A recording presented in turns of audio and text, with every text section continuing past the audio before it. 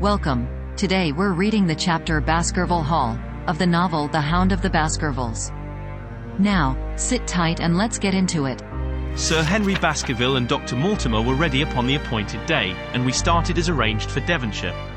Mr. Sherlock Holmes drove with me to the station and gave me his last parting injunctions and advice. "I will not bias your mind by suggesting theories or suspicions, Watson," said he. "I wish you simply to report facts in the fullest possible manner to me, and you can leave me to do the theorizing." "What sort of facts?" I asked. "Anything which may seem to have a bearing, however indirect, upon the case, and especially the relations between young Baskerville and his neighbours, or any fresh particulars concerning the death of Sir Charles. I have made some inquiries myself in the last few days, but the results have, I fear, been negative. One thing only appears to be certain, and that is that Mr. James Desmond, who is the next heir, is an elderly gentleman of a very amiable disposition, so that this persecution does not arise from him. I really think that we may eliminate him entirely from our calculations. There remain the people who will actually surround Sir Henry Baskerville upon the moor. Would it not be well in the first place to get rid of this Barrymore couple? By no means. You could not make a greater mistake. If they are innocent, it would be a cruel injustice, and if they are guilty, we should be giving up all chance of bringing it home to them. No, we will preserve them upon our list of suspects. Then there is a groom at the Hall, if I remember right. There are 2 moorland farmers. There is our friend Dr. Mortimer, whom I believe to be entirely honest, and there is his wife, of whom we know nothing. There is this naturalist, Stapleton, and there is his sister, who is said to be a young lady of attractions. There is Mr. Frankland, of Laughter Hall, who is also an unknown factor, and there are 1 or 2 other neighbours. These are the folk who must be your very special study. I will do my best. You have arms, I suppose?" "Yes, I thought it as well to take them." "Most certainly. Keep your revolver near you night and day, and never relax your precautions." Our friends had already secured a first-class carriage and were waiting for us upon the platform. "No, we have no news of any kind," said Dr. Mortimer in answer to my friend's questions. "I can swear to one thing, and that is that we have not been shadowed during the last 2 days. We have never gone out without keeping a sharp watch, and no one could have escaped our notice. You have always kept together, I presume. Except yesterday afternoon. I usually give up one day to pure amusement when I come to town, so I spent it at the museum of the College of Surgeons. And I went to look at the folk in the park," said Baskerville. "But we had no trouble of any kind. It was imprudent, all the same," said Holmes, shaking his head and looking very grave. "I beg, Sir Henry, that you will not go about alone. Some great misfortune will befall you if you do. Did you get your other boot?" "No, sir, it is gone forever." "Indeed. That is very interesting. Well, goodbye," he added as the train began to glide down the platform. "Bear in mind, Sir Henry, one of the phrases in that queer old legend which Dr. Mortimer has read to us, and avoid the moor in those hours of darkness when the powers of evil are exalted." I looked back at the platform when we had left it far behind and saw the tall, austere figure of Holmes standing motionless and gazing after us. The journey was a swift and pleasant one, and I spent it in making the more intimate acquaintance of my 2 companions and in playing with Dr. Mortimer's spaniel. In a very few hours the brown earth had become ruddy, the brick had changed to granite, and red cows grazed in well-hedged fields where the lush grasses and more luxuriant vegetation spoke of a richer, if a damper, climate. Young Baskerville stared eagerly out of the window and cried aloud with delight as he recognized the familiar features of the Devon scenery. "I've been over a good part of the world since I left it, Dr. Watson," said he, "but I have never seen a place to compare with it." "I never saw a Devonshire man who did not swear by his county," I remarked. "It depends upon the breed of men quite as much as on the county," said Dr. Mortimer. "A glance at our friend here reveals the rounded head of the Celt, which carries inside it the Celtic enthusiasm and power of attachment. Poor Sir Charles's head was of a very rare type, half Gaelic, half Ivernian in its characteristics. But you were very young when you last saw Baskerville Hall, were you not?" "I was a boy in my teens at the time of my father's death and had never seen the Hall, for he lived in a little cottage on the south coast. Thence I went straight to a friend in America. I tell you it is all as new to me as it is to Dr. Watson, and I'm as keen as possible to see the moor." "Are you? Then your wish is easily granted, for there is your first sight of the moor," said Dr. Mortimer, pointing out of the carriage window. Over the green squares of the fields and the low curve of a wood there rose in the distance a grey, melancholy hill, with a strange jagged summit, dim and vague in the distance, like some fantastic landscape in a dream. Baskerville sat for a long time, his eyes fixed upon it, and I read upon his eager face how much it meant to him. This first sight of that strange spot where the men of his blood had held sway so long and left their mark so deep. There he sat, with his tweed suit and his American accent, in the corner of a prosaic railway carriage, and yet as I looked at his dark and expressive face I felt more than ever how true a descendant he was of that long line of high-blooded, fiery, and masterful men. There were pride, valor, and strength in his thick brows, his sensitive nostrils, and his large hazel eyes. If on that forbidding moor a difficult and dangerous quest should lie before us, this was at least a comrade for whom one might venture to take a risk with the certainty that he would bravely share it. The train pulled up at a small wayside station and we all descended. Outside, beyond the low, white fence, a wagonette with a pair of cobs was waiting. Our coming was evidently a great event, for station master and porters clustered round us to carry out our luggage. It was a sweet, simple country spot, but I was surprised to observe that by the gate there stood two soldierly men in dark uniforms who leaned upon their short rifles and glanced keenly at us as we passed.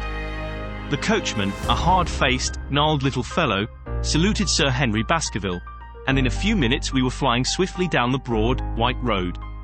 Rolling pasture lands curved upward on either side of us, and old gabled houses peeped out from amid the thick green foliage, but behind the peaceful and sunlit countryside there rose ever, dark against the evening sky, the long, gloomy curve of the moor, broken by the jagged and sinister hills.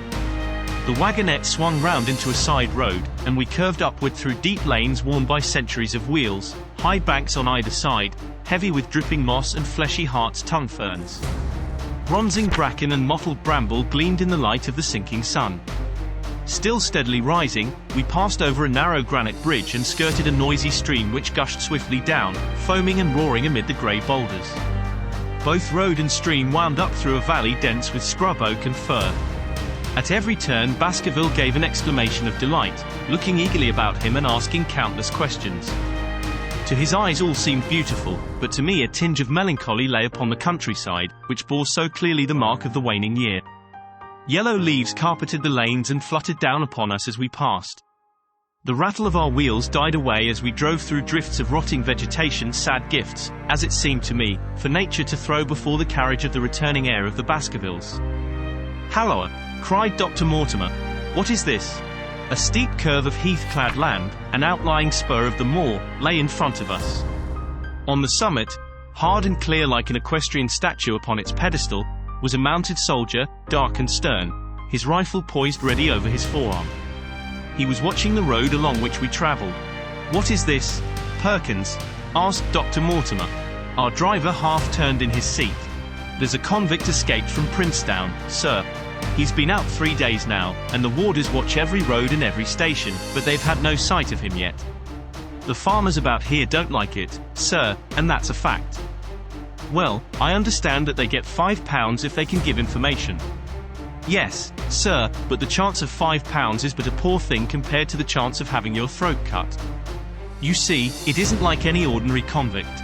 This is a man that would stick at nothing." "Who is he, then?" "It is Selden, the Notting Hill murderer." I remembered the case well, for it was one in which Holmes had taken an interest on account of the peculiar ferocity of the crime and the wanton brutality which had marked all the actions of the assassin. The commutation of his death sentence had been due to some doubts as to his complete sanity, so atrocious was his conduct. Our wagonette had topped a rise, and in front of us rose the huge expanse of the moor, mottled with gnarled and craggy cairns and tors. A cold wind swept down from it and set us shivering. Somewhere there, on that desolate plain, was lurking this fiendish man, hiding in a burrow like a wild beast, his heart full of malignancy against the whole race which had cast him out. It needed but this to complete the grim suggestiveness of the barren waste, the chilling wind, and the darkling sky. Even Baskerville fell silent and pulled his overcoat more closely around him. We had left the fertile country behind and beneath us. We looked back on it now, the slanting rays of a low sun turning the streams to threads of gold and glowing on the red earth new turned by the plough and the broad tangle of the woodlands. The road in front of us grew bleaker and wilder over huge russet and olive slopes, sprinkled with giant boulders. Now and then we passed a moorland cottage, walled and roofed with stone, with no creeper to break its harsh outline. Suddenly we looked down into a cup-like depression, patched with stunted oaks and firs which had been twisted and bent by the fury of years of storm. Two high, narrow towers rose over the trees. The driver pointed with his whip. "Baskerville Hall," said he. Its master had risen and was staring with flushed cheeks and shining eyes. A few minutes later we had reached the lodge gates, a maze of fantastic tracery in wrought iron, with weather-bitten pillars on either side, blotched with lichens, and surmounted by the boar's heads of the Baskervilles. The lodge was a ruin of black granite and bared ribs of rafters, but facing it was a new building, half-constructed, the first fruit of Sir Charles's South African gold. Through the gateway we passed into the avenue, where the wheels were again hushed amid the leaves, and the old trees shot their branches in a somber tunnel over our heads. Baskerville shuddered as he looked up the long, dark drive to where the house glimmered like a ghost at the farther end. "Was it here?" he asked in a low voice. No, the yew-alley is on the other side." The young heir glanced round with a gloomy face. "It's no wonder my uncle felt as if trouble were coming on him in such a place as this," said he. "It's enough to scare any man. I'll have a row of electric lamps up here inside of 6 months, and you won't know it again, with 1,000 candle-powered Swan and Edison right here in front of the hall door." The avenue opened into a broad expanse of turf, and the house lay before us. In the fading light I could see that the center was a heavy block of building from which a porch projected. The whole front was draped in ivy, with a patch clipped bare here and there where a window or a coat of arms broke through the dark veil. From this central block rose the twin towers, ancient, crenellated, and pierced with many loopholes. To right and left of the turrets were more modern wings of black granite. A dull light shone through heavy mullioned windows, and from the high chimneys which rose from the steep, high-angled roof there sprang a single black column of smoke. "Welcome, Sir Henry. Welcome to Baskerville Hall." A tall man had stepped from the shadow of the porch to open the door of the wagonette. The figure of a woman was silhouetted against the yellow light of the hall. She came out and helped the man to hand down our bags. "You don't mind my driving straight home, Sir Henry?" said Dr. Mortimer. "My wife is expecting me. Surely you will stay and have some dinner?" "No, I must go. I shall probably find some work awaiting me. I would stay to show you over the house, but Barrymore will be a better guide than I could buy, and never hesitate night or day to send for me if I can be of service." The wheels died away down the drive while Sir Henry and I turned into the hall, and the door clanged heavily behind us. It was a fine apartment in which we found ourselves, large, lofty, and heavily raftered with huge balks of age-blackened oak. In the great old-fashioned fireplace behind the high iron dogs a log fire crackled and snapped. Sir Henry and I held out our hands to it, for we were numb from our long drive.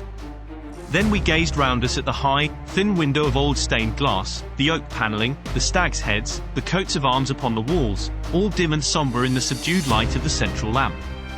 "It's just as I imagined it," said Sir Henry. "Is it not the very picture of an old family home?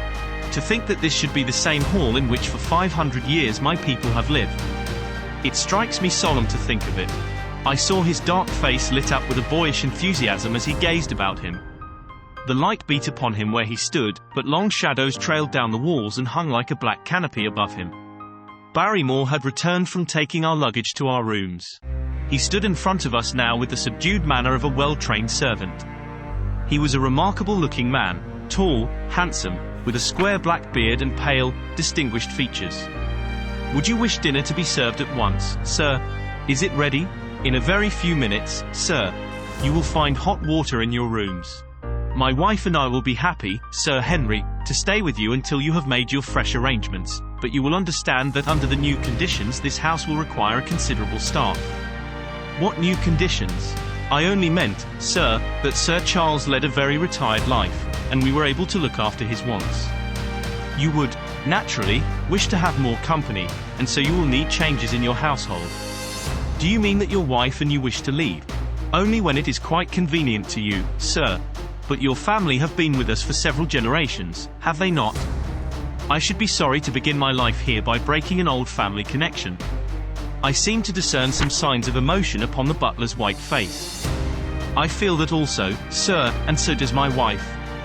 But to tell the truth, sir, we were both very much attached to Sir Charles, and his death gave us a shock and made these surroundings very painful to us. I fear that we shall never again be easy in our minds at Baskerville Hall. But what do you intend to do? I have no doubt, sir, that we shall succeed in establishing ourselves in some business. Sir Charles's generosity has given us the means to do so. And now, sir, perhaps I had best show you to your rooms. A square balustraded gallery ran round the top of the old hall, approached by a double stair. From this central point, 2 long corridors extended the whole length of the building, from which all the bedrooms opened. My own was in the same wing as Baskerville's and almost next door to it. These rooms appeared to be much more modern than the central part of the house, and the bright paper and numerous candles did something to remove the somber impression which our arrival had left upon my mind. But the dining room which opened out of the hall was a place of shadow and gloom. It was a long chamber with a step separating the dais where the family sat from the lower portion reserved for their dependents. At one end a minstrel's gallery overlooked it.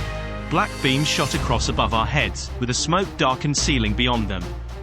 With rows of flaring torches to light it up, and the colour and rude hilarity of an old-time banquet, it might have softened.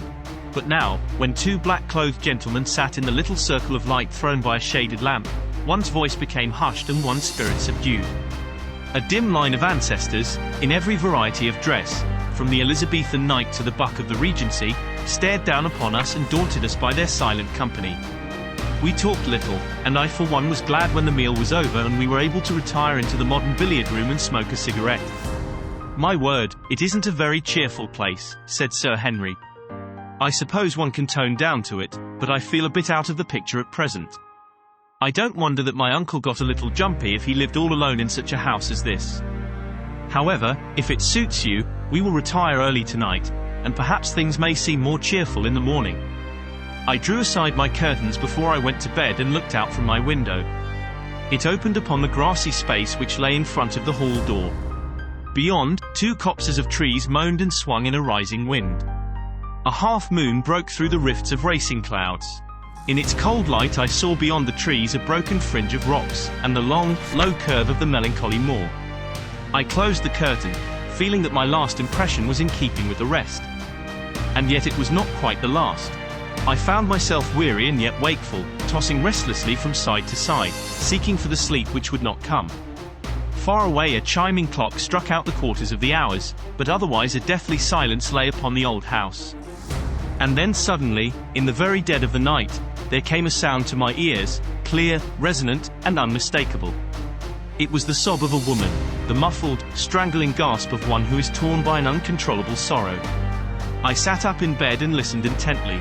The noise could not have been far away and was certainly in the house. For half an hour I waited with every nerve on the alert, but there came no other sound save the chiming clock and the rustle of the ivy on the wall. Did you enjoy today's chapter of The Hound of the Baskervilles? Why not subscribe and ring the bell?